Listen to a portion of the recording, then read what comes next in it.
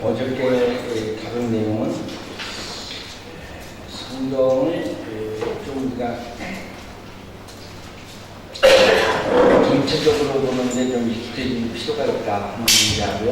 또 하나는 흐름을 따라서 볼 수 있는 게 있어야 되겠다. 그러니까 왜 그 부분에서 그렇게 됐는지 반드시 원인이 있거든요. 모든 병에도 원인이 있고 모든 건 다 원인이 있어요. 그냥 그렇게 된 경우가 없고 하나님이 뭐 아무 그 일도 없고 공부도 없는데 화를 내신다든가 또 그냥 뭐 좋게 하는 이게 아니라 다 거기에는 그 이유와 근거가 있는데 그 부분들을 정확히 체크를 해야 돼요. 우리가 병도 정확히 원인을 알면 저희 집사람이 귀가 그냥 이렇게 안 들리기 시작해갖고 귀 고치는데 이비인후과만 그냥 동네 병원을 다 다녔어요. 그랬더니 이제 나중에 이제 큰 병원 가서 찍어야 되고 뭘 이렇게 수술을 해야 된다고. 그래서 이제 정 안 되는 분들이 그렇게 하나밖에 없다고. 그러니까 마지막 결론을 내고 동네에 그 이비인후과 병원 하나가 우리 건물 옆에 딱 하나가 있었어. 나머지는 다 다녀보고 딱 하나가 있는데 우리 집에 큰 병원 가기 싫으니까 마지막으로 거기 가보겠다. 우리 집 옆에 있어서 우습게 알았죠. 병원도 우습게 생기고. 그래서 딱 갔더니 이 사람은 귀인데 이 원인은 어디서 찾냐면 이 호흡기 질환 이쪽으로 뭐가 이렇게 곰팡이균이 어떻게 해갖고 이쪽에서 하는 게 귀로 영향을 미친대요. 근데 귀가 안 들리는 게 귀 때문이 아니라 뭐 이쪽 호흡기라는 것이 뭐 염증이고 뭐 그런 거서 그 염증 치료를 그래서 오래돼갖고 치료를 하면 어떻게 될지 모르는데 일단 그 약을 써보자 그랬는데 이게 서서히 나오면서 뭐 이쪽에 이렇게 뚫렸던 게 이렇게 딱 붙어버렸대요. 나중에 기적같이. 그러니까 이제 호흡기 질환 이쪽으로 치료했는데 귀가 나와버린 거예요. 그러니까 괜히 그냥 병원 가서 그냥 이 귀만 수술 큰 수술을 할 뻔했는데 근데 아무도 그걸 못 잡았어요, 의사가. 근데 이제 원인을 잡으니까 귀도 서서히 돌아오고, 이제 다 이제 치료가. 그러니까 뭐 그냥 약 그냥 그 한 5,000원어치 그냥 먹고, 그냥 놔버린 거죠. 그래서 제가 귀 안 들리시는 분은 다 그 병원에 이제 모시고 친구도 소개하고 어쩌고 그랬는데, 왜냐하면 원인이 일리가 있더라고요. 이쪽에 이제 뭐 얘기를 들으니까 뭐 이쪽에 저쪽을 해서 했는데 이쪽에 영향이 있다. 그런데 다 그 연관 관계가 있었대요. 성경의 그 이제 영향은 이제 창세기하고 창세기의 그 족장 시대 이전은 노아 홍수 이전은 띄어서 봐야 되고요.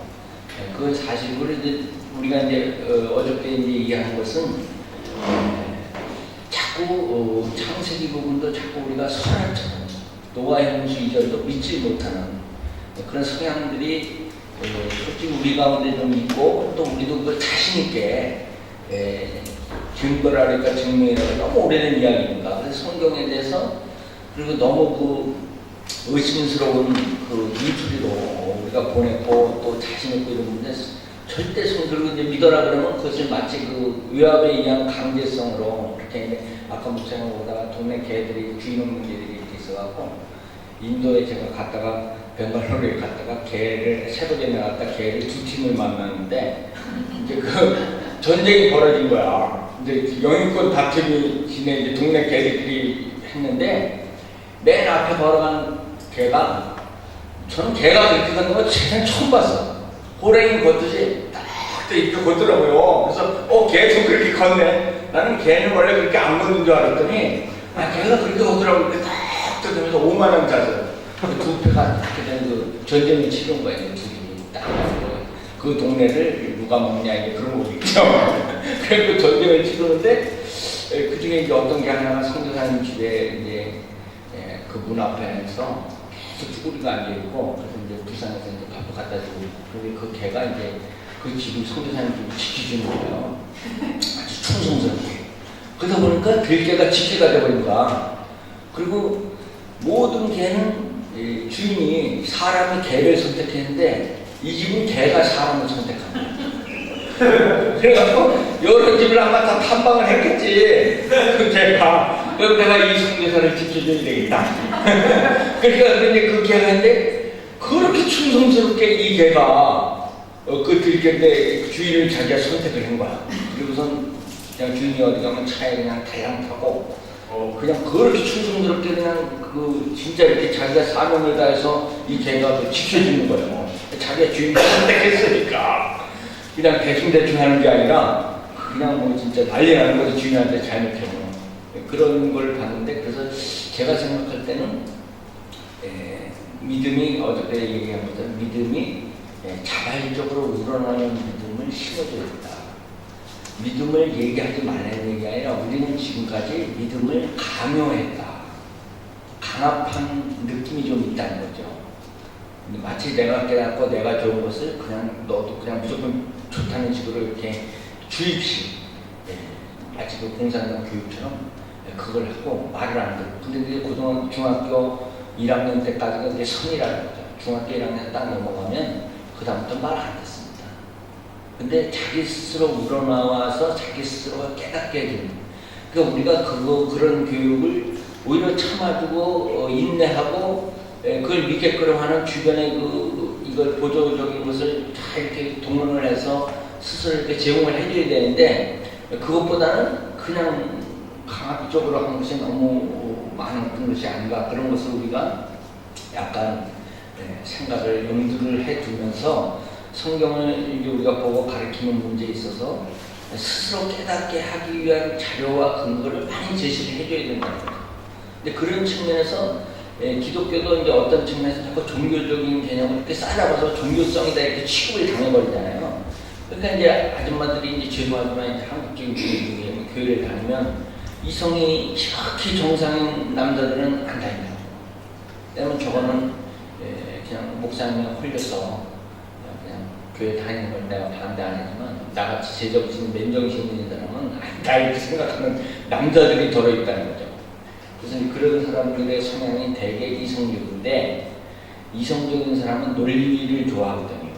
논리적이고 사실적인 걸 근거해서 믿으려고 하는 측면이 있는데, 성경을 자꾸 우리가 무화처럼 들려주고 미비한 어떤 근거가 있고 제시가 안 된 사항을 믿게 강조하려는 듯한 기독교의 통투가 있다. 이 사람들이 이렇게 생각하는 거예요. 근데 이제 이 책을 갖다가 옆에다 던져보니까 저기 군대 출신 그 아저씨가 이렇게 딱 보더니 처음부터 이렇게 차근차근 뭔가 일리가 있거든. 다 그냥 이 책만 봐도. 그러니까 이게 강조하고 그 어떤 우리 성경이 그 자신이 없고 하나님이 토론을 하다가 모든 사람하고 하는 판에 우리가 쉬쉬하고 사실 아닌 이야기 설하나 우리가 퍼뜨리고 우리가 설화를 위해서 목숨을 걸고 그런 사람이 아니잖아요.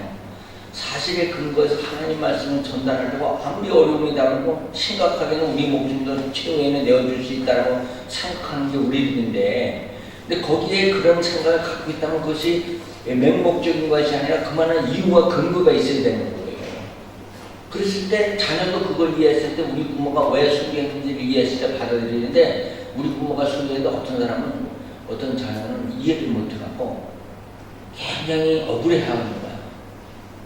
그때 하나님 말씀을 모르니까 진료를 터득을 못하니까 그냥 이 감정만 쌓여있는 거예요. 그러나 이제 부모가 그렇게 갔으니까 그렇게 되면 곤란하다는 거죠. 그래서 이제 우리가 지금 이제 이 장르 자체가 어떻게 되냐면 이제 창세기는 아까 말씀드린 노아의 풍수 이전 시대 절반, 그다음에 12장부터 아브라함부터 이야기가 나오고 족장 시대 이야기 이제 야곱 이삭 요셉까지 계속 끝나는데, 그 다음에 이제 출애굽 과정으로 넘어가잖아요. 출애굽 과정으로 넘어가면서 진보적인, 흔히 말하는 진보적 학자와 보수적 학자의 출애굽에 대한 그 시기에 대한 차이가 약 한 200년 나요. 200년 나는데 어떤 사람들이 저한테 아까 목사님 빨리 정리해서 목사님 입장을 얘기해줘야지 자꾸 이렇게 자꾸 목사님들 헷갈리고 곤란하다고. 근데 저는 솔직히 그래요. 예를 들어서 신앙의 위치가 어디냐? 저는 모릅니다. 단서도 없고 근거도 없어요. 아무도 어떤 사람은 굉장히 그렇다는 얘기지만 그것 자체도 근거가 약합니다. 지금 이스라엘 사람들이 그 데려다가 시내산이라고 부르면 그게 시내산이냐? 그것도 아닌 거예요. 근데 긴지도 모르죠. 근데 그거는 아무 누구도 자신있게 어떻다고 그 얘기를 못해요.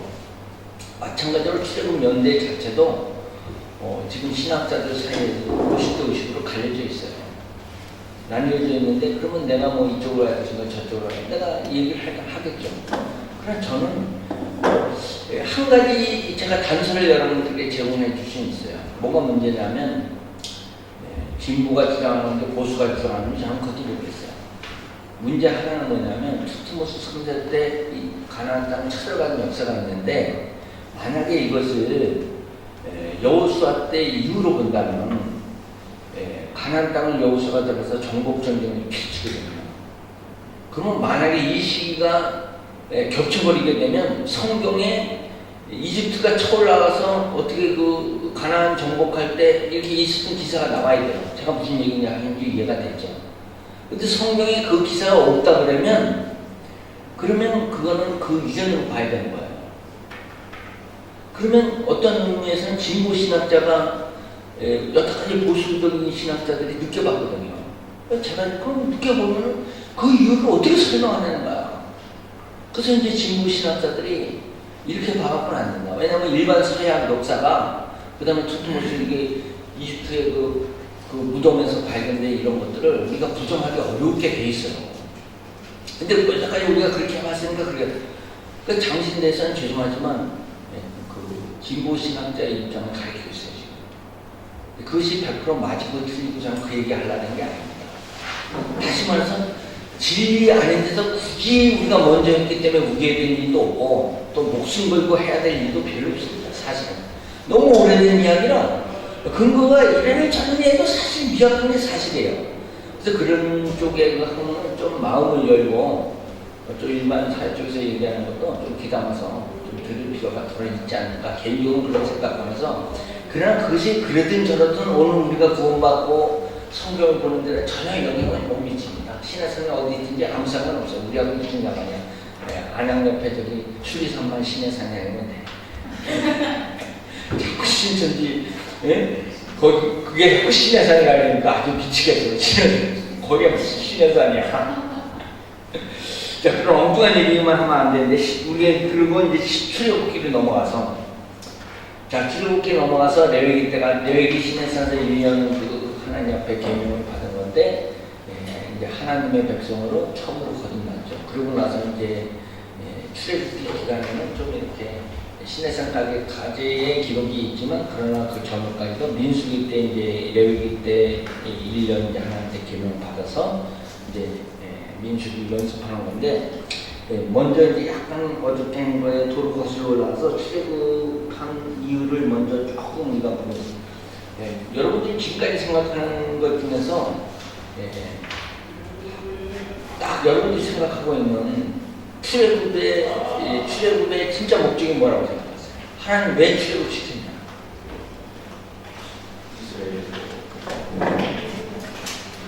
하나님이 이스라엘 모세가 왜 이 출애굽을 시켰냐? 하나님 왜 이 백성을 끌어냈냐? 딱 한마디로 대답을 여러분들이 이렇게 생각하시면 한다면 출애굽의 목적이 뭐냐? 우리가 교회의 목적도 있잖아요. 출애굽의 목적도 있고 하나님의 목적도 있다고. 저는 개인적으로 그렇게 생각해요. 교회의 목적은 예배에 있습니다. 근데 교회의 목표는 선교에 있습니다. 물론 목적과 목표라는 그것을 어떻게 구분하느냐라는 문제가 있긴 하지만 제가 생각할 때는 일반적으로 교회의 목적은 예배에 있는 거예요. 어딘지 교회가 세워지면 하나님께 예배해야 되는 거예요. 교회의 그게 목적이에요. 그럼 교회의 목표성도 있는데 교회의 그 목표는 선교가 돼야 돼요. 그러면 또 다른 곳에 교회가 세워지게 해야 되고 거기서도 똑같이 다시 예배가 일어나게 해야 돼요. 그것이 교회의 목적과 목표를 이해하는데 그러면 답은 이미 나왔어요. 출애굽도 왜 하게 하냐? 예배하기 위해서 출애굽하는 거죠. 거기서는 예배가 제대로 안 되는 거예요. 이집트 땅에서는 이 새로운 왕이 일어나고 방해받으면 안 돼. 그러면 또 그렇게 얘기하니까 뭐 이제 여러분들은 이제 성경에 대한 게 다 믿음이다. 성경에 안 나오는 얘기는 안 믿는 그 좋은 믿음을 갖고 계시기 때문에 이 출애굽 과정을 통해서 설교하고 설명하시는 분들이 요즘도 많아요. 뭐 우리 인생에 빗대갖고 여러 가지를 또 이게 쪼개갖고 어떻게 비교하고 해도 되죠. 뭐 상관없는데 제가 생각하기에는 그런 건 그 다음 나온 문제입니다. 제일 중요한 건 출애굽의 목적이에요. 출애굽 목적을 얘기해야지 자꾸 그 과정 속에서 우리 인생과 비슷하고 고난의 역사가 우리와 비슷하고 그런 걸 계속 까먹어갖고 그건 그렇게 그다지 그냥 생각하면 그냥 그뿐인 거예요. 그러나 진짜 출애굽의 목적이 있다는 거예요. 그것을 이제 찾아가서 처음에 나온 이야기가 출애굽 5장 2절에서 출애굽 2장 하반절에 보면 내 백성을 보내라. 그러면 그들이 광야에서 내 앞에 절기를 지킬 것이니라. 절기는 6월절을 말한 것일 수도 있겠지만은 하나님 앞에 이제 절기를 그렇게 하면서 3절에 그들이 이르되 히브리인의 하나님이 우리에게 나타나셨으니 우리가 광야로 4일쯤 가서 우리 하나님 여호와께 제사를 드리려 하오니 가도록 하라고 하소서. 이렇게 바로 얘기하거든요. 그러니까 이 사람들의 출애굽의 목적이라는 며칠 가고 하나님 앞에 제사를 드리겠다. 우리가 제사 드리려고 가려는데 내가 허락하는 거고. 그리고 조금 넘어가가지고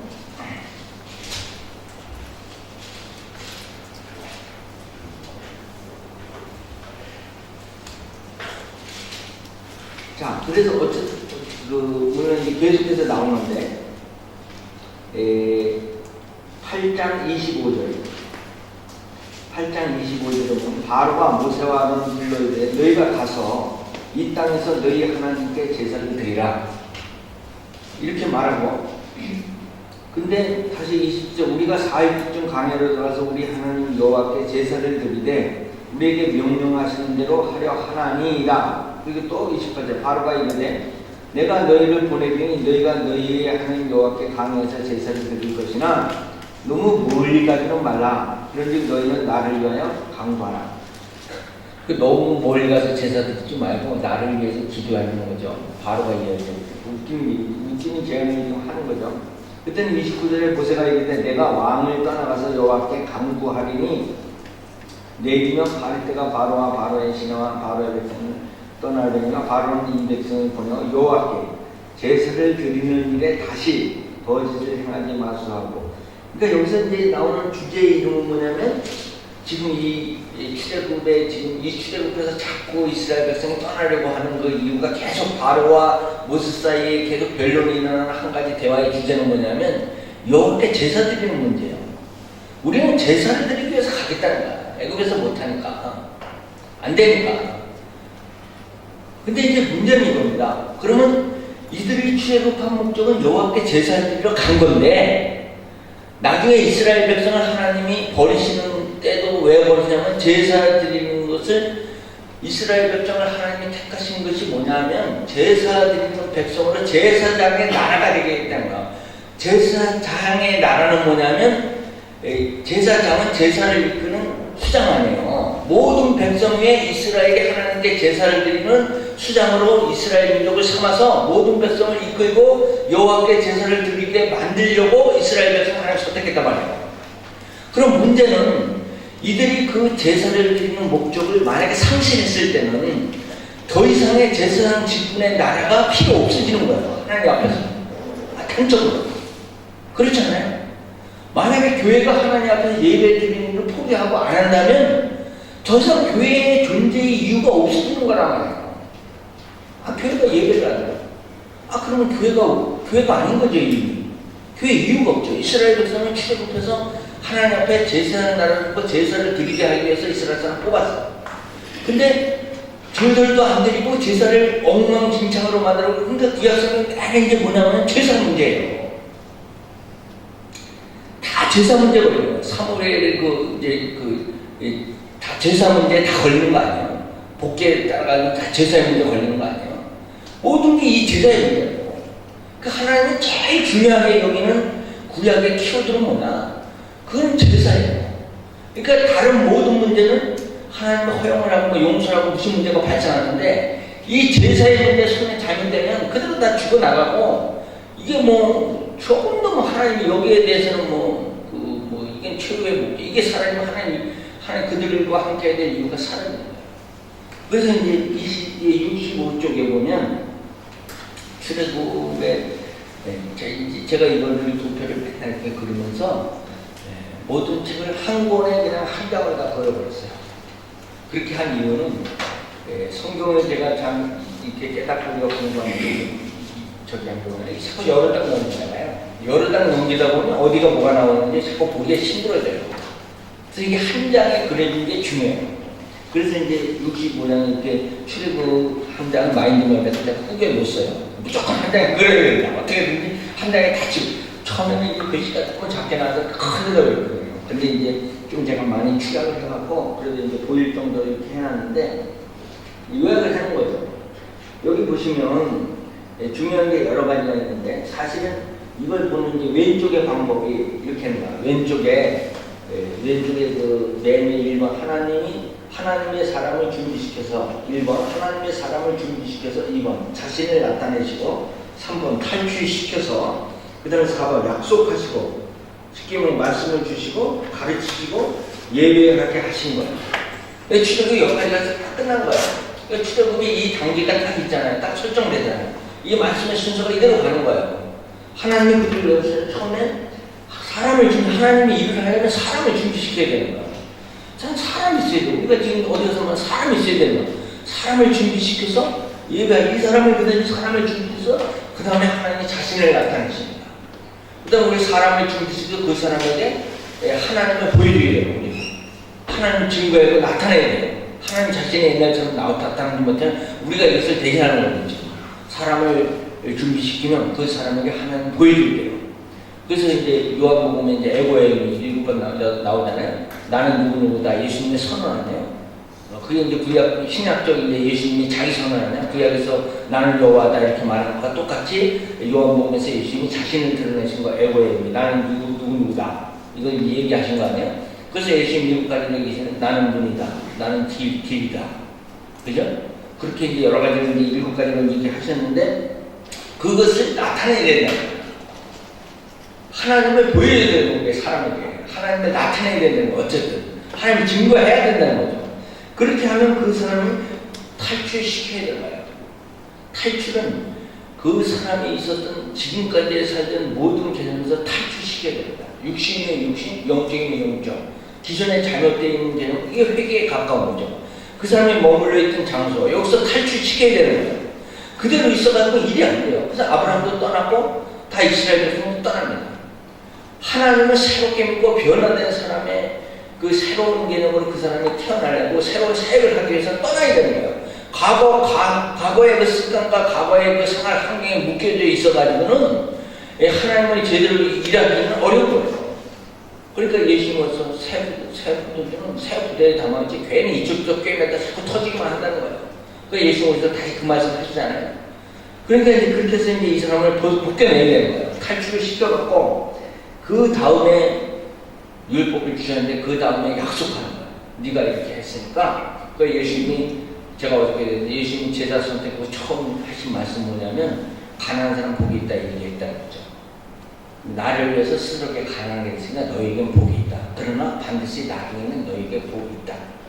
이걸 얘기하신 거예요. 그냥 가난한 사람에게 한 얘기가 아니라 예수님께 온 사람이 가난하게, 예수님 때문에 가난하게 된 사람이 반드시 복이 있다는 얘기를 예수님이 하신 거죠. 이게 이제 약속이죠. 그러니까 이제 구약이라는 말과 신약이라는 말을 다른 표현으로 하고 싶은데 구약은 하나님의 약속이라는 말을 할 수 있고 신약은 예수님의 약속이라는 말을 할 수 있어요. 그럼 구약 전체는 하나님이 자꾸 약속한 내용을 말하거든요. 제사를 드리면 내가 어떻게 한다. 너희가 내 말을 들으면 어떻게 한다. 이게 계속 약속이에요. 그 약속 내내. 그 다음에 신약은 예수님이 와서 다시 약속하는 거예요. 너희가 내 말을 들으면 어떻게 하겠다. 너희가 나 때문에 가난하게 되면 나중에는 더 복되다. 이렇게 자꾸 약속을 주시는 거예요. 그러니까 예수님 말씀, 하나님 말씀은 약속이라고. 그러니까 이 언약 신약이라는 말도 나왔던 거 아니에요? 그것은 틀리지 않는 제일 큰 테마의 주제죠. 그러니까 말씀을 줘야 되고, 약속하고 말씀을 주고, 근데 이제 거기 이제 4번에 이제 그래서 19장 출애굽기 맨 밑에입니다. 19장 5절 6절에 세계가 다 내게 속하였고 제사장 나라가 되리라. 이게 이스라엘 백성을 향한 하나님의 선포입니다. 세계가 다 내게 속하였고 그 다음에 이스라엘은 제사장 나라가 되리라. 그러면 하나님이 이스라엘 사람을 왜 뽑았냐? 하나님께 제사장이 제사 드리는 방법을 알려주고 하나님 백성이 되게 알려주고 온 세계의 사람들을 하나님께 이끌고 가도록 이스라엘 사람을 선택했다는 거죠. 그래서 이스라엘이 제사장 나라가 된다는 거예요. 근데 나중에 문제가 생긴 게 뭐냐면 이놈들이 죄들만 알아요. 그래서 시브리인들을 국가시키고 모든 문제를. 그러니까 이방인들 배척하고. 그러니까 구약 성경이 시브리 민족에게만 국한한다. 그게 아닙니다. 사실 처음부터 하나님은 온 세계가 내 사람들이고 이스라엘을 뽑은 것은 그 나라의 제사장 나라가 되기 위해서 뽑은 거예요. 나중에 이제 이스라엘을 버릴 때 하나님 얘기할 때 뭐냐면 내가 제사장 나라를 포기했다는 거야. 스스로 버렸다는 거야. 그래서 나도 너희를 버린다는 거야. 이거 분명히 하나님 메시지를 얘기할 때 거예요. 그다음에 구약은 우리가 하나님 성경할 때 구약 성경은 그 이스라엘 백성에게 만들고 그 종족에게 만들었던 말씀 또는 언약 그렇게 이해하면 오해입니다. 이스라엘 민족은 제사장 나라를 뽑은 건 사실인데 이 역할을 못할 때는 더 이상 이스라엘 백성 자체가 필요가 없어요. 하나님은. 그거 하라고 불렀는데 그걸 안 해. 그리고 계속 범죄해.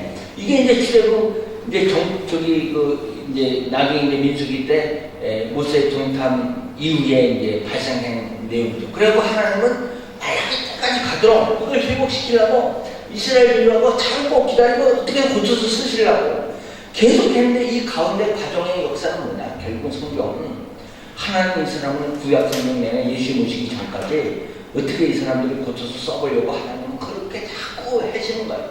근데 이 백성은 계속 하나님 뜻대로 반대로 가는 거야. 거기에서 그냥 계속 선자도 그러고 예언자도 그러고 이 사람들은 계속 깨우치지만 안 되는 거야. 이제 이게 구약 전체의 역사입니다. 그러면 이제 성경은 아주 다약하게 이해할 수 있는 방법이 있어요. 구약은. 그건 무조건 끝으로 가는 겁니다. 끝으로 가면 뭐가 나와요? 말라기가 나오죠. 말라기를 가보세요.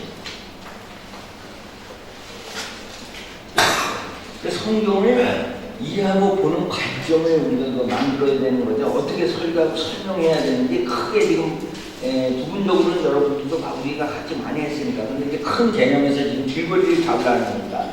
자 그렇게 해놓고 출애굽해갖고 레위기 때에 하나님이 말씀을 주셨어요. 그게 이제 레위기거든요. 그래 레위기 때 이제 신학에서 1년 먹으면서 말씀을 주셨는데 그 레위기가 가지고 훈련한 것이 민수기예요. 그러니까 출애굽 때 그 앞에서 그 사고치고 하나님 앞에 반발하고 뭐 그런 거는 그 계명을 받기 이전이니까 하나님이 그런 거는 우리가 예수 안 믿을 때야 뭐 하나님 제대로 모를 때야 뭐 아직 모르는 거야. 그냥 그건 용서하기보다는 하나님 그건 무시한 겁니다. 어린아이가 떠들고 뭐 불평하고 그거는 상관이 없어요. 하나님 그냥 무시하고 가는 겁니다. 그런데 이제 언약을 받고 하나님 분명히 말을 했는데 그리고 전달을 시켰어요. 그런데 계속 말을 안 듣고 불평을 해. 그러면 앞에서 불평하고 거 하고 뒤에서 불평하고 거 하고 하나님의 그 경우를 다르게 평가한다는 거예요. 왜냐하면 그 과정을 거쳤기 때문에. 그러니까 그 이유를 여러분 잘 알아야 됩니다. 아무튼 우리가 뭐 왜 어디서는 뭐 하나님 똑같은 불평하는데 뭐 용서하고 간증당 갔다가 나중에 또 그러니까 그 하나님이 왔다 갔다 하시는 거고 하나님이 왔다 갔다 하는 게 내가 왔다 갔다 하는 거죠. 그러니까 이제 구분을 잘해야 되는데 말라기 때 이제 처음부터 딱 가면 이제 왜냐하면 시간이 제가 이제 어떻게 될지 모르겠는데 구약에서는 이제 오늘 이제 이 구약을 끝내야 되기 때문에 말라기 때 제가 먼저 다루는 거예요. 얘기를 안 해주고 딴 얘기하다가 괜히 또 얼렁뚱땅 빠질까봐 말라기를 먼저 해놓고 가면 이런 겁니다. 이제 하나님과 그 이스라엘 백성과 헤어질 때가 되었어요. 말라기 때까지 가서는 더 이상 이 백성에게는 제사장의 직분을 할 수 있는 민족이 안 된다. 이제 하나님께서는 궁극적으로 그렇게 판단한 거죠. 그래서 이제 헤어져야 돼. 이스라엘 민족하고 첫사랑의 관계로 이스라엘 사람들을 뽑아서 선택했는데 하나님은 그 기쁨을 호세아나 에레미야를 통해서 충분히 우리에게 전달했죠. 얼마나 이 백성을 처음 뽑아서 첫사랑과 같은 감정, 그 하나님의 그 애틋한 사랑을 다 했는데 이제 말라기 때까지 이제 다 왔고 남북 연합을 다 하고 저희가 다 하고 다 했는데 이제 문제가 생겨갖고 더 이상은 이제 이 백성이 전 세계 온 세계의 제3의 나라가 되기는 어렵겠다. 왜냐하면 자기 입가림도 못하고 계속 폐역하고 하나님 두고 볼 때까지 두고 봤는데 도저히 안 되니까 이제 말라기 때 와갖고 나오라 그래서 하나님. 그래도 헤어지는 밤에 차를 한 잔 마시고 헤어져야 될 거 아니에요. 하나님이 나오라 그랬어. 나왔는데 다 다리를 위로 보고 다 이 이스라엘 백성이 다 하는 말이 내가 뭘 잘못했는데 딱 그냥 그래도 남자가 그래도 하나님이 마음이 넓으시니까 그리고 이제 가만히 말도 안 하고 가만히 있는 거야. 그래서 누군가 말을 꺼내야 돼. 하나님 먼저 꺼내신 거야. 그래서 이제 헤어져야 되니까 한마디 해야 되니까 응? 그랬더니 이 여자는 이 말라기 때 이스라엘 백성은 하나님께 계속 1절 말라기 1장 2절 그러면 여호와께서 이르시되 내가 너희를 사랑하였느니라 하나 너희는 이르기를 주께서 어떻게 우리를 사랑하셨나이까 하는도다. 나 여호와가 말하노라 에서는 야곱의 형이 아니냐. 자 여기 잘 봐야 돼요. 이 야곱의 문제를 해결하는 단서가 여기 있습니다. 지금 하나님 뭐라고 얘기하냐면 에서는 야곱의 형이 아니냐고. 그런데 그러나 내가 야곱을 사랑해요. 사실은 에서를 사랑해야 되는데 하나님이 야곱을 사랑했다는 거예요. 너희가 알다시피 후자를 사랑했다는 거죠. 장자를 사랑해야 되는데 근데 그렇게 됐어 어쨌든. 그러나 3절에서 그러면 에서는 미워하였으며 그의 손들은 황폐하게 하였고 그의 산업을 광야의 이들에게 넘겨줬는데 에서는 하나님을 방치했다는 거죠. 근데 에돔은 말하기를 에돔 패망과 관련해서 에돔은 에서 족속이 거예요. 무너뜨림을 당해서 한편한 곳에 다 쌓으리라 하거나 만군의 여호와는 이르노라 그들은 쌓을지라도 나는 헐리라 사람들이 그를 일컬어 악한 이제 뒤에 다시 2절 가서 이게 겁니다. 하나님이 우리를 어떻게 사랑했습니까? 이제 여자가 나와서 이랬단 말이에요. 이스라엘 백성이 여자니까 이제 아가서의 표현대로면 이스라엘 백성이 여자니까 신부니까 다리를 딱 보고 헤어지는데 하나님 앞에 와서 내가 뭘 잘못했습니까? 이러는 거야. 아주 쉽게 얘기하면. 그러니까 하나님 거기서 뭐라는 뭘 잘못했어? 내가 너를 사랑한 것이 에서를 사랑해야 되는데 야곱을 사랑했어. 이스라엘 너를 사랑한 거야. 이 말은 무슨 표현입니까? 뭘 잘못했다고 그랬는데 그냥 하나님 입장은 이거예요. 내가 에서를 선택할 수 있는데 너를 선택했다는 거야. 이스라엘을.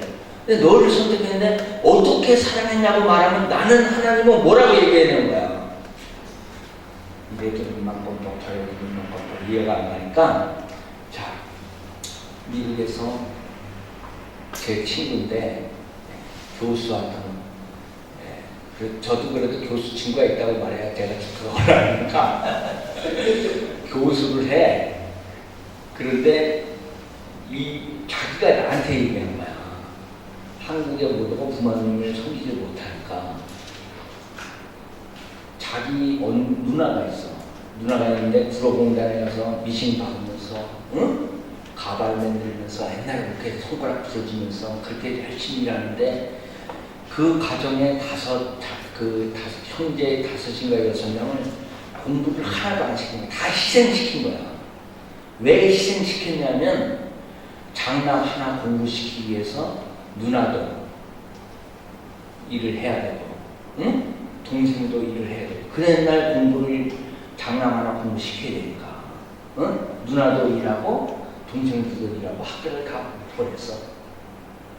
그리고 장남 하나 공부시켜갖고 유학까지 보내서 교수가 됐어. 근데 지금 현재 부모님을 모시고 함께 사는 사람은 누구냐? 그 장남은 미국 가서 교수를 하고 이 부모랑 함께 사는 사람은 공부 못한 누나, 동생들이 이 부모를 모시고 살고 있단 말이에요. 주를 위해서 부모를 버는 자는 내세의 영생을 100배나 받고 못 받을 사람입니다. 그러니까 우리는 양심의 가치를 별로 안 되는지 모르겠지만 주를 위해서니까 그거 예수님이 단서를 달았으니까. 그러나 그 사람은 주를 위해서인 건지 자기를 위해서인 건지 자기 가정을 위해서인 건지 온 부모가 희생을 했답니다. 그런데 이렇게 얘기하는 거야. 그럼 그 부모한테 그럼 그 교수가 이렇게 얘기할 수 있잖아요. 그래도 철이 들었으니까 애들은 철이 안 들었으면 이렇게 얘기할 수 있죠. 부모에게 나타나가지고 부모님이 언제 나를 어떻게 사랑하셨나이까? 그럼 부모는 그 다음에 뭐라 해? 어떻게 사랑해? 네 누나가 공장 다니면서 너를 깃발에서 쇠까지 벌었고 동생들이 다 학교 못 가고 있었는데 너를 어떻게 사랑했어? 그럼 부모는 그 정도 나오면 부모는 어때요? 할 말이 없어. 이해되시죠? 인간 같지 않아갖고 더 이상 말이 하기 싫은 거야. 야곱, 에서를 내가 사랑할 수 있는데 야곱을 사랑했던 거야. 하나님이야. 그건 하나님의 선택이야. 주권이야. 어쩔 수 없어. 그죠? 하나님의 선택할 권한이 있다 했어. 그런데 그래서 하나님은 어쨌든 야곱을 선택했어. 에서를 선택할 수 있는 것이 당연한 거야. 근데 어떻게 사랑하냐고 지금 얘기한다면 하나님 저는 내가 너희들에게 지금 뭐라고 얘기를 해야 되냐? 이해가 되세요? 하나님 기가 막힌 거야. 지금 헤어지는 문장에 우리들은 어떻게 사랑했는데 이렇게 나오는 거야. 이 여자가, 이 이스라엘 백성이. 그러니까 이게 이렇게 생각하면 하나하나 이러면서 하나하나 이러면 진짜 기가 막히고도 애틋하면서 하나님 마음을 우리가 이제 접근해 가기 시작하고. 근데 이런 표현을 나올 때 이 사람의 이 감정과 이 흐르는 이 하나님과 이 사람들의 그 유혹되는 이 관계의 이 말씀을 몰라요. 그 말라기 딱 설교하면 그냥 12절 얘기인데 마지막에 네? 그 얘기만 대탕해가고 교회 앞에 성경을 반협박이나 하고 그냥 말라기는 내가 그렇게 써놓는 거죠. 우리가 어떻게 진짜 이 말라기의 중요한 걸 하나님이 그러니까 헤어진 이제 마지막에 이제 하나님 이스라엘 백성과 하나님과의 대화거든요. 상당히 중요하죠. 무슨 얘기가 있어서 지금 남의 부부가 헤어져서 그러냐는 거야. 도대체 무슨 일이 있어서 저들이 갈라졌어요? 응? 하나님과 이스라엘 백성이 갈라지는 마당에 무슨 일이 있었길래 얼마나 문제가 심각하길래 지금 하나님과 이스라엘 백성이 갈라지냐 이 말이야. 그 하나님이 그렇게 한 여자를 한 백성을 그렇게 뭐 쉽게 선택해다 시켜버린 그런 하나님 아니야. 지금까지 단 이스라엘 백성 한 번만 선택한 거야. 이렇게 했는데 구약에서는 민족을 선택하고 신약에서는 개인을 선택하는 거죠. 이제 방법이 바뀌었죠. 하나님 방법이. 어쨌든 지금 민족을 선택했던 하나님의 첫 단추가 이렇게 해서 끝나는 겁니다. 그런데 2장 말라기 2장 1절부터 보세요.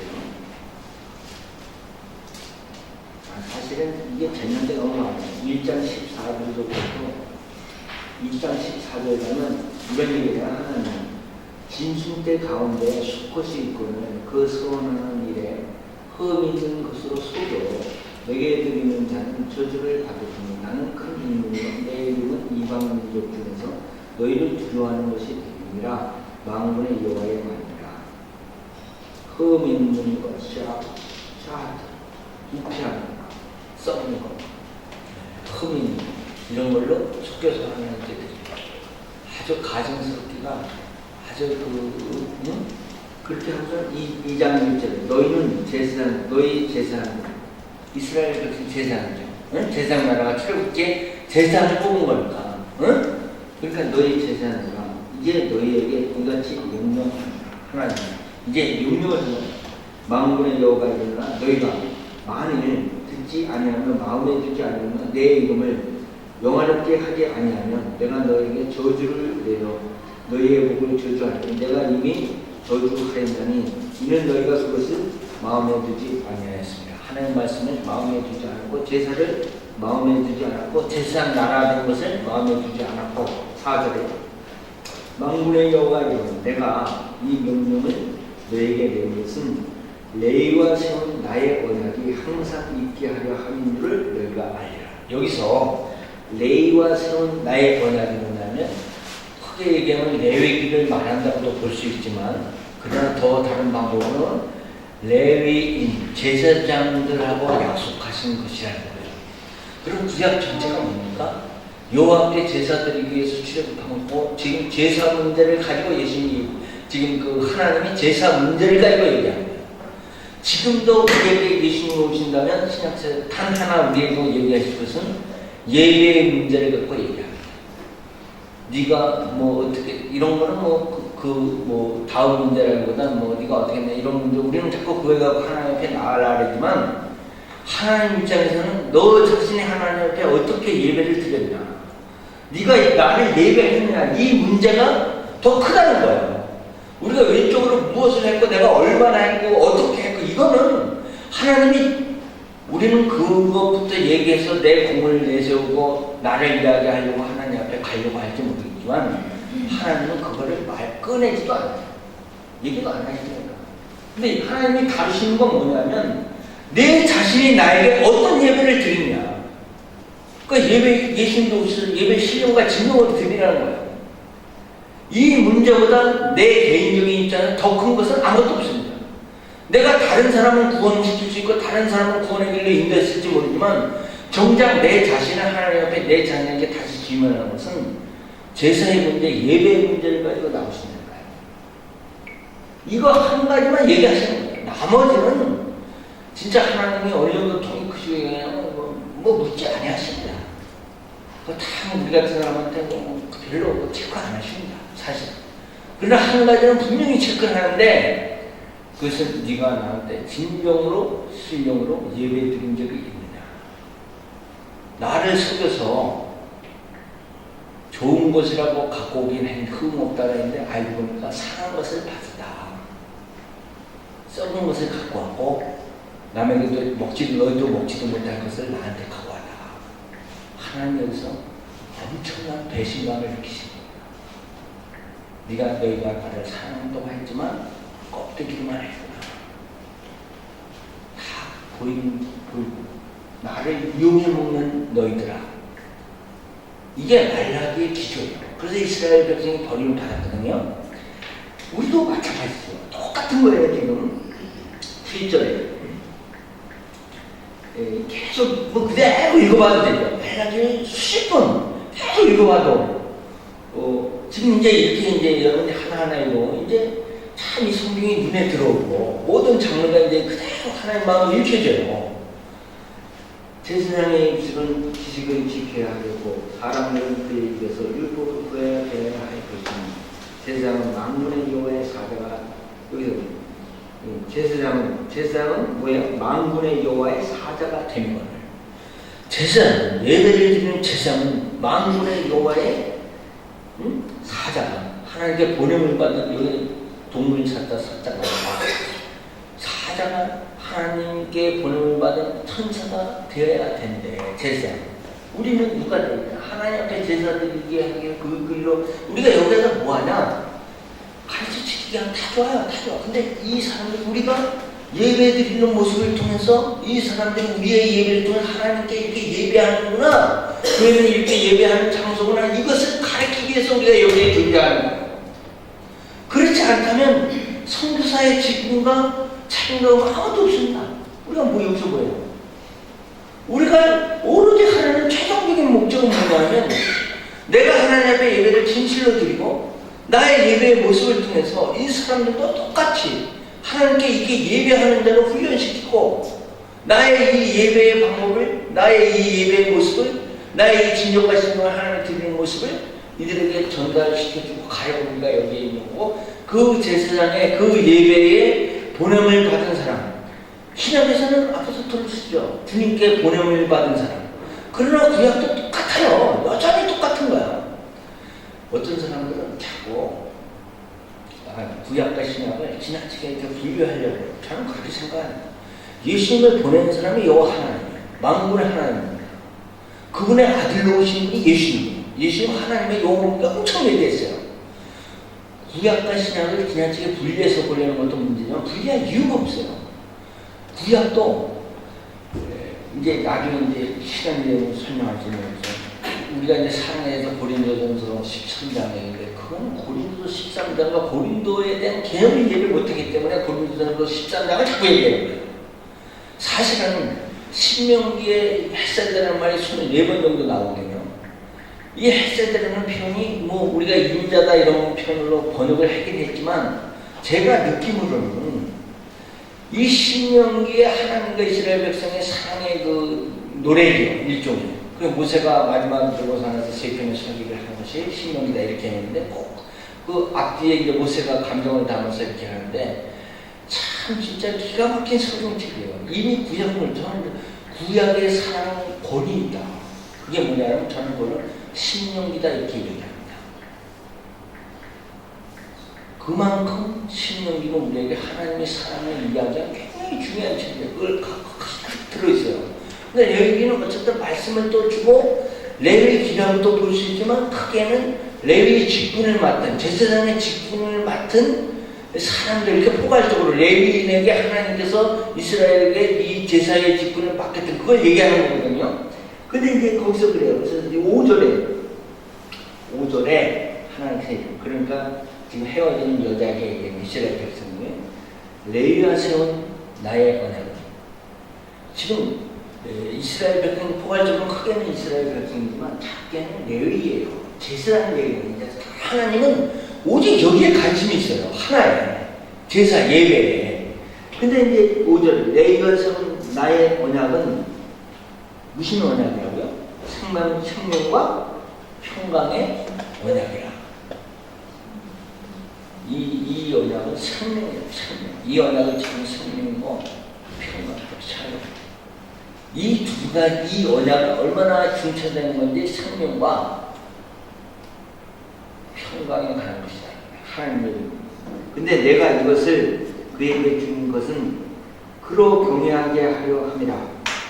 그가 나를 경외하고 내 이름을 두려워하였으며 그의 입에는 진리의 법이 있었고 그의 입술에는 불의함이 없었으며 그가 화평함과 정직함으로 나와 동행하며 많은 사람을 돌이켜 죄 아래서 떠나게 하였느니라. 제사장의 입술은 지식을 지켜야 하겠고 사람들은 그의 입에서 율법을 구하게 되어야 할 것이니 제사장은 만군의 여호와의 사자가 되리거늘 너희는 옳은 길에서 떠나 많은 사람을 율법에 거스르게 하는도다. 만군의 여호와이로라 너희가 레위의 언약을 깨뜨렸느니라. 이게 참 너희가 만군의 여호와이라 레위와 세운 언약을 너희가 깨뜨렸느니라. 끝난다. 여기서 말할 때 끝난 거야.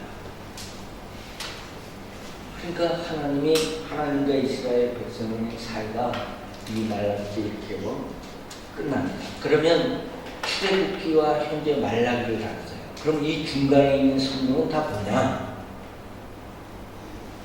제사장 나라가 되어야 하리라, 제사장 국가가 되어야 하리라. 근데 이제 말라기 때는 이것이 깨뜨렸다고 했잖아요. 레위가 성경을 깨뜨렸다. 그럼 구약 성경을 성경이 이렇게 봐야 됩니다.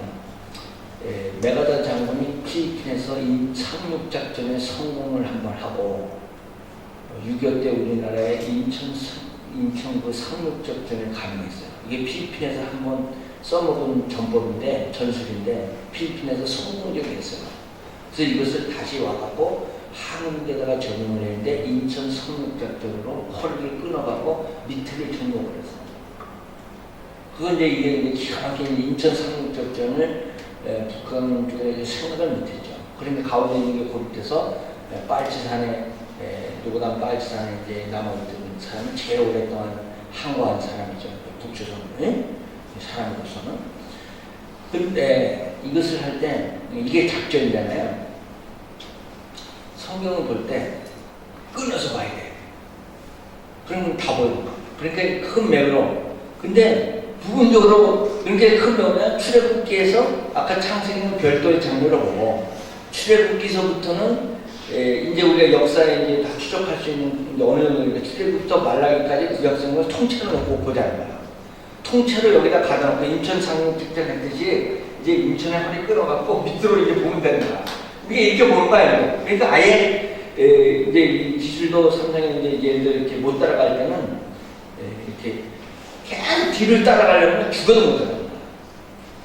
그렇게 하는 게 아니라 인천 상륙작전 감행하듯이 허리를 끊어요. 한국이 일본에도 이제 얼마 전에 이제 소니는 지금 어느 정도 됐냐면 삼성 그대로 그 등급이 문제인데 소니는 계속 추락을 해갖고 지금 어느 정도 신용평가가 되면 국제 신용평가에서 소니는 투자하면 안 되는 회사로 이제 그 평가됐어요. 이제 이러면 소니 완전히 망한 거예요, 지금. 지금 우리가 한때 전자제품을 휘어잡던 소니가, 근데 이제 우리가 이제 그 IMF가 왔을 때, 일본은 산업시대 때 그 잔재가 영국을 유럽을 카페에다가 동양에다 만들어 놓은 나라가 이제 일본이잖아요. 그래서 이제 불황이 졌는데, 근데 산업사회 잔재가 너무 많이 깔려있다.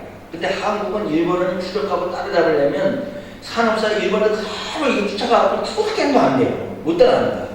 근데 이제 일본이 하지 않는 짓을 하는 거야. 그게 뭐냐? 컴퓨터와 IT를 잡은 거예요.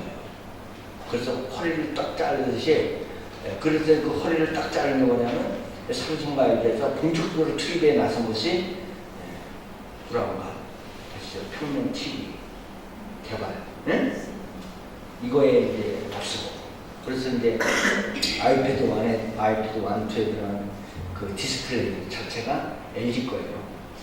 LG 건데, 이미 잡스께서 잡스라고 뭐 만들어놓고 가시는 통에 우리가 헷갈리고 있지만, 이분이 그 애플사에서 그거 만들 때 2000년도에 이미 태블릿 PC를 애플사가 만든다는 정보가 시장에 흘렀어요. 근데 그 당시 휴대폰코드가 망한 회사 지금은 몇 군데서 컴팩이나 이런 몇 군데서 이 태블릿 PC를 다 하고 있었어요. 노트북에 발전된 형태로. 다 있었어요. 없던 게 아니야. 근데 애플이 뭐 만든다니까 뭘 만들어야지 애플도 컴퓨터를 하는 회사니까. 그렇게 좀 그 정도만 생각해서 사람들이. 근데 그 놀라운 게 마치 비밀작전 펼치듯이 뭘 만든지를 한 10여 년을 5년, 10년을 애플사가 일을 갈고 있었던 거야. 기술 개발. 그러면서 가격을 맞추고 잡스가 이상 같은 거를 그걸 다 위해서는 다 끌어다가 이 잡스가 이제 애플사가 한때 중간에 망했다는 코카콜라 그 부사장을 영입했거든요. 그 코카콜라 부사장에 자기 친구 가서 딱 섭외할 때 첫 마디가 뭐냐면 너 여기서 콜라나 만들다가 죽을 거냐. 자기 친구 만나갖고 나랑 같이 그 인류의 뭘 바꿀 수 있는 그 일을 한번 해보지 않겠냐. 이렇게 하고 자기 친구들 친구가 이제 애플사에서 일으키는데, 그리고 이제 아이패드하고 아이폰을 발표할 때 사람들이 뒤집어졌어요. 삼성도 깜짝 놀라고. 이 사람들이 뭘 하고 있는 거는 감을 잡았지만 그 정도를 만들지 못해요. 근데 우리나라 또 LG도 웃기는 거예요. 그럼 그런 정보를 알고 있었다는 거야. 내부 기밀팀에서는. 자기네 이 디스플레이가 아이패드에 들어간다는 것을. 근데 애플사에서는 그거를 이 사람들한테 아주 비밀 작전처럼 입 열지 못하게. 우리나라 기업인데도 그걸 전혀 모르게 비밀 수행하듯이 해갖고 LG도 그걸 감췄고. 그래서 그 아이패드가 나오니까 전 세계가 뒤집어지고, 아니 아이패드 1, 2 나올 때도 미국에서 햄버거집, 내가 러시아 갔을 때 햄버거 하나 담으라고 길게 설명없이 줄을 선 적이 있었는데, 미국에서 아이패드 그거 살라고 줄을 선 햄버거도 아닌데 말이죠. 그 비싼 거 하려고.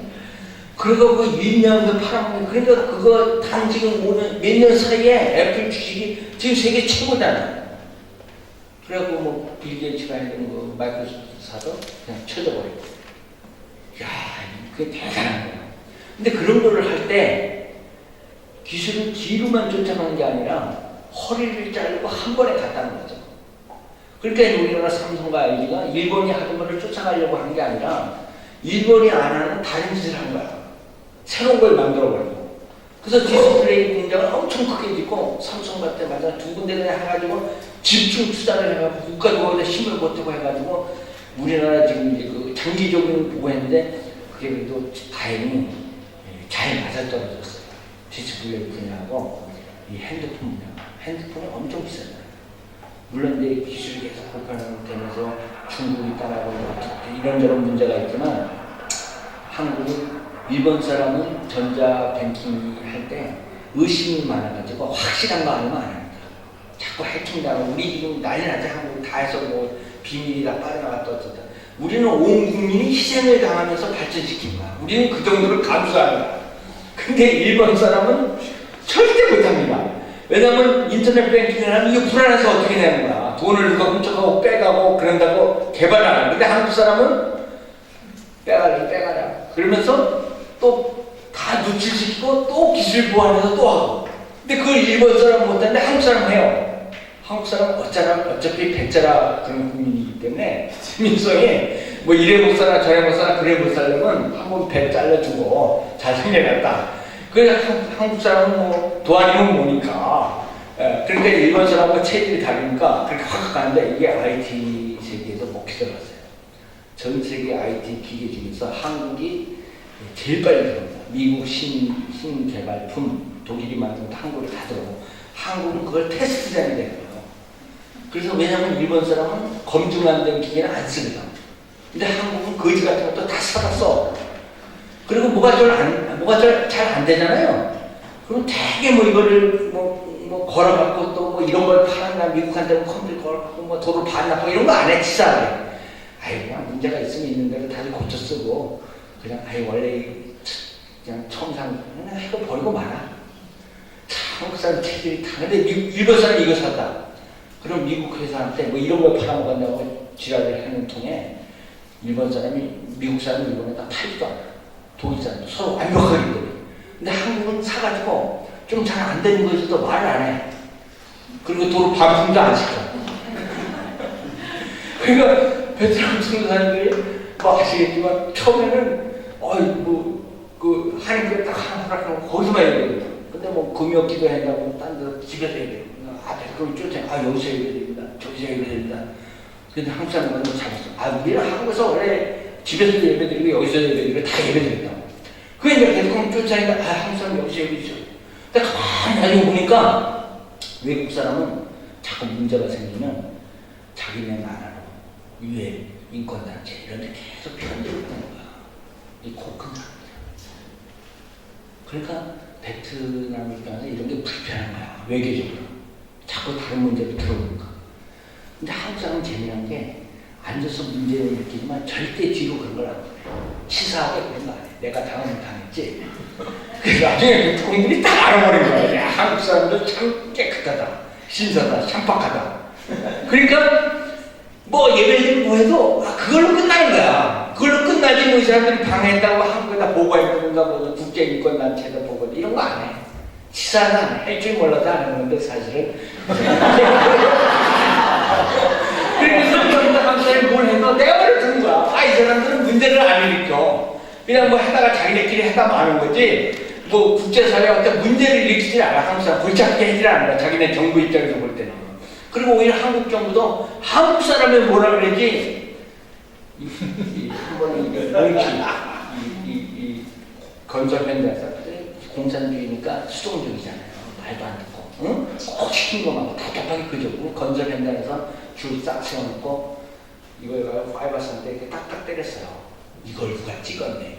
그리고 현지 신문에 났어. 그래갖고 얼마나 이민들이 엄살을 부렸냐면 파이브 앉았으면 맞아 죽었을지도 모른다. 기사를 그렇게 하면서 이제 기사를 낸 거예요. 그래서 한국공사는 딱 하니까 이거는 그러면 다른 나라 무슨 그렇게 과장이 심하냐. 니네가 말 안 들어갖고 한국에서는 그렇게 하니까 응? 니네 정신 차리고 니네 나라 근대화를 이루기 위해서 우리가 지금 시장하고 우리도 얼마나 노력하고 그렇게 하니까 서로 잘해보자는 건데 이제 그렇게 하면서 이제 변명을 할 수 있잖아요. 다른 나라 같은 거. 그리고 자꾸 뭐 어쨌든 아무리 큰 문제가 일어나도 일단 우리 편이거든요. 근데 한국 농사만은 딱 그 기분을 뭐라냐면 아니 애들을 얼마나 적당히 사람이 패야지 그렇게 몽키가 있고 머리를 때리면 어떻게냐고 한국 기업을 짜고 막 철수시키려고 해요. 이걸 베트남 정부가 알아요.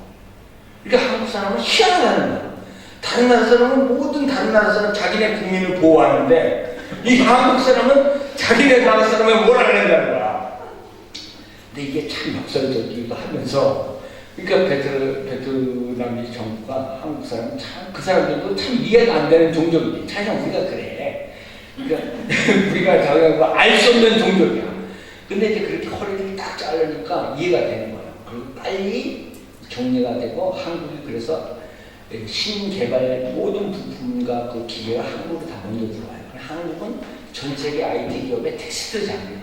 테스트하기에 적당하고 적절하고 모험도 즐기면서 근데 이제 한국은 그걸 잘 등에 업어서 미국을 등에 업어서 일본은 자꾸 자기들 지금까지 일본이 망한 건 뭐냐면 소니도 망한 것이 자기네가 아니 이렇게 어디다 정부 코드를 딱 꽂으면 뭐 부품을 사면 옛날에 다 꽂을 수 있어야 되는데 소니 거 보는 사람은 콧구멍에 아마 붙이거든요.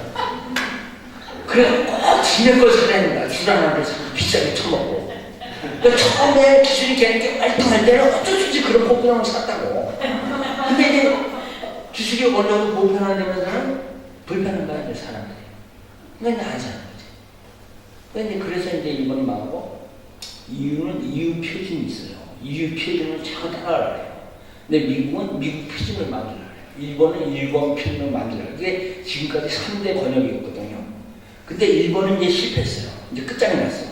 지금은 유럽 표준과 미국 표준밖에 없어요 이제. 근데 한국은 표준을 만들려면 안 됩니다. 그러면 한국도 일본 짝이 날 수 있어요. 한국은 적당히 미국 표준을 만들어주면서 세계화에 동승하는 거야. 어차피 유럽은 다 가서 우리가 거리도 멀고 다 가서 못 잡으니까 미국 표준을 하게끔 조력을 잘 하면서 그럼 한국이 먼저 다 써버리잖아요. 그러면 미국은 한국에서 쓴 것을 또 발표해요.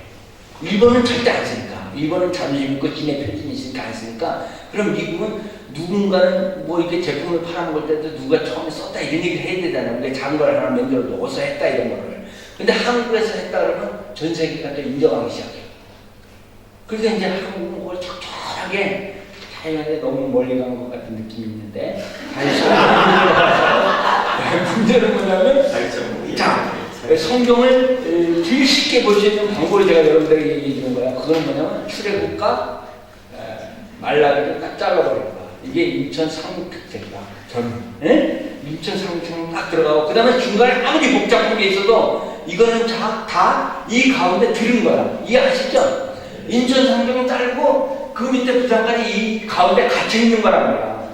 그러니까 이거를 이해하고 넘어가면은 어느 부분에서 장르가 헷갈릴 것이 없어요. 왜냐면 출애굽 때 딱 끝나고 만나기 딱 끝나고 이 가운데 같이 신약은 내일 따로 다루면 되고 따로 다뤄야 되는 문제고 이제 구약 개념으로서는 출애굽하고 말라기를 딱 중간에다 다 인천상륙작전하는 것처럼 가다버리고 끝내잖아요. 이렇게 했을 때 벤처가 되고 한국 기업처럼 허리를 자르다 되는 걸까? 이게 이제 어떻게 보면 이제 성경 이제 할일도 가능하다. 이제 이렇게 생각. 왜냐하면 제가 생각하니까 한국 사람은 한국 방법으로 가르치는 게 빨라. 근데 신학을 한참 돌아서 독일 통해서 유럽 통해서 미국까지 배워하는데 우리가 약간 정신이 못 차리는 거야. 이분들이 뭘 얘기하는 건지 말도 잘 못 알아듣는 것도 있지만 헷갈리기도 하고. 그러니까 저는 이제 그렇게 하지 말고 우리식으로 이게 엄청 게 아니라 동양식으로 또 성경의 번역을 치대로 우리 나름대로 가르치는 방법론도 효과가 있을 수 있다는 거예요. 그러니까 이게 크게 보자는 거야. 그래 크게 보는 것 중에 하나가 출애굽 때 잘라가지고 말라기를 보자는 거야. 이게 이제 구약의 첫 번째 테마입니다. 자, 이걸 이해하면 이제 제사가 끝났죠. 그럼 구약의 전체를 다루는 제일 중요한 키워드가 뭐냐? 하나님이 그걸 중요하게 하면 제사잖아요. 끝났잖아. 예배잖아. 신약에서. 그죠? 결국 그 문제는 그걸 해결하면 하나님이 그 백성에게 계속 유임시키고 일을 하게 하실 것인데 이스라엘은 그것을 저버렸다는 거야. 그리고 그 언약을 깼다는 거야. 그러니까 네가 이제 할 말 없다. 하나님은 하나님이 정당한 건데 너희가 안 하니까 너희가 언약을 스스로 깼으니까 이제 너희하고 도저히 같이 할 수 없다는 거야. 할 수가 없잖아. 하나님은 그거 하려고 불렀는데 그걸 안 해, 이 백성이. 그럼 더 이상 이 백성과 함께 하실 이유가 없다는 거야, 하나님 입장에서. 그것이 구약의 큰 테마고, 그리고 이제 민수기 이제 신문, 요거는 여러분들이 이제 이 책은 가서 보세요. 가서 보고, 사실은 이제 그 73쪽에 있는 이런 거는, 이거는 특급감입니다. 어떤 목사님은 내가 그 지도를 낸 걸로, 목사님의 이런 모든 지도는 지도 한 장 한 장이 특허에 해당합니다. 그러니까 한 장 한 장을 다 특허로 거르게. 아이, 거르면 뭐 하겠어요. 이거 내가 뭘 해가지고. 그래서, 근데, 나름대로 이것이, 야, 내가 만들어 놓고 또, 저쪽 구약의 노선도 비슷하게 이거지. 야, 이거 기가 막히다. 지금 요거 한 장이 없어서, 토론에 대한 이해가 약간씩 그차랍니다. 이거 한 장이니까 딱 질적 배경과 이 연대의 배경이 딱 들어가니까, 연대 하나하나는 유지 않아도, 이게 시대 배경과 구약 배경이 딱 드러나는 거 아니에요? 이거 한 장은 끝나는 거 아니에요? 그러니까 이제 자세한 설명은 이제 이리저리 어저께 이제 그 가나안 땅의 그 모세 얘기는 저기 그 정탐 명령은 얘기했습니다. 그죠? 그거는 더 다르지 않겠습니다. 그래서 민수기로만 볼 때 정탐 명령을 여호와 하나님께서 명령하여 이렇게 나오긴 했는데 신명기 때 모세가 이리장에서 설명하려고는 그게 아니었다 하는 것을 어저께 충분히 설명을 드렸습니다. 백성이 요구했고 모세가 그것을 허락했습니다. 그 이전에 하나님의 명령이 있었을 때 모세가 하나님의 명령을 듣지 않았죠. 이것이 모세가 하나님께 실수한 그리고 이걸로서 이미 모세의 생명이 다한 거예요. 왜냐하면 하나님의 선지자는 사람을 쓰실 때 더 이상 하나님의 명령에 순종하지 않은 사람은 않습니다. 하나님 써야 될 이유가 없죠. 순종하지 않은 그 사람 어떻게 써? 하나님 쓸 수도 없고 쓸 필요도 없어. 되지도 않아. 이스라엘 민족이 이제 지금부터 나오는 모든 사람이 그렇습니다. 모세도 그래. 여기서 하나님하고 끝장이 여러분 그 출애굽 강간시키고 이 하나님 모세를 여기서 느보산에서 왜 거기 바라만 보고 여기서 죽게 했을까? 하나님이 데려가셨을까? 이미 이게 정탐 명령할 때 여기서 끝난 거예요. 하나님이 이때 사실 정리한 거야. 모세도 여기까지야. 이제 더 이상 안 된다. 이렇게 한 거야. 그럼 그게 뭐예요? 모세가 하나님의 말씀을 따르지 않았어. 그리고 백성들의 말을 들었어. 우리가 이해해야 되는 건 뭐냐면 온 세상 사람이 다 달려서 나를 죽이려고 해도 하나님 뜻이 분명한 이상 내가 지켜야 된다면 지켜야 된다. 말을 듣고 그게 순교예요. 그런데 대중할 필요가 없어요.